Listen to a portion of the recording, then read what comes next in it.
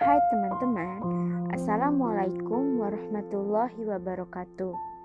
Saya Orintia Yolanda akan memberikan penjelasan mengenai media dan sumber pembelajaran tentang media pembelajaran sederhana 3 dimensi. Media 3 dimensi ialah kelompok media tanpa proyeksi yang penyajiannya secara visual 3-dimensional atau alat peraga yang mempunyai ukuran panjang, lebar, dan tinggi, sehingga media tersebut mempunyai volume atau bentuk isi. Jenis-jenis media 3 dimensi yang pertama, belajar melalui media tiruan yang termasuk ke dalam model irisan, model utuh, model boneka, model globe, dan model kerja. Model irisan yaitu model yang menggambarkan bagian-bagian dalam dari struktur objek.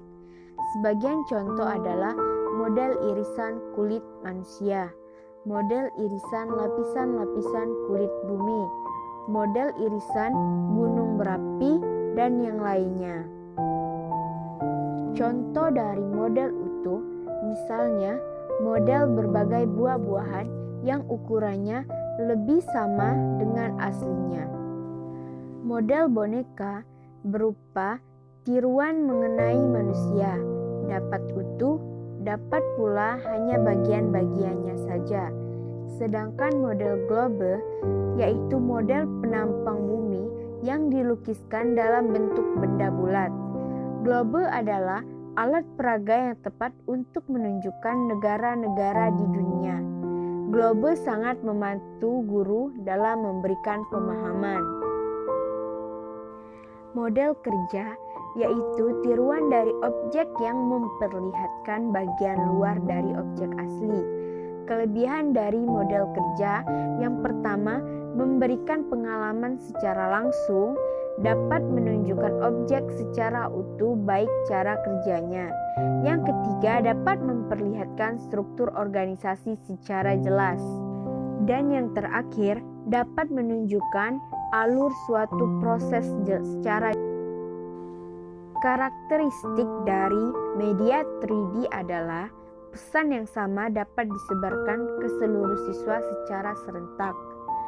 Penyajiannya berada dalam kontrol guru, cara menyimpannya praktis, dapat mengatasi keterbatasan ruang, waktu, dan indera, menyajikan objek-objek secara diam, lebih mahal dari kelompok grafis, sesuai untuk mengajarkan keterampilan tertentu, sesuai untuk belajar secara berkelompok atau individu, dan praktis digunakan untuk semua ukuran ruang kelas. Kelebihan dari media visual 3 dimensi yang pertama, memberikan pengalaman secara langsung. Penyajian secara konkret dapat menunjukkan objek secara utuh baik konstruksi maupun cara kerjanya. Dapat memperlihatkan struktur organisasi secara jelas dan dapat menunjukkan alur suatu proses secara jelas. Kelemahan dari media 3 dimensi yang pertama, tidak dapat menjangkau sasaran dalam jumlah. Yang kedua, penyimpanannya memerlukan ruang yang besar. Anak tunanetra sulit membandingkannya.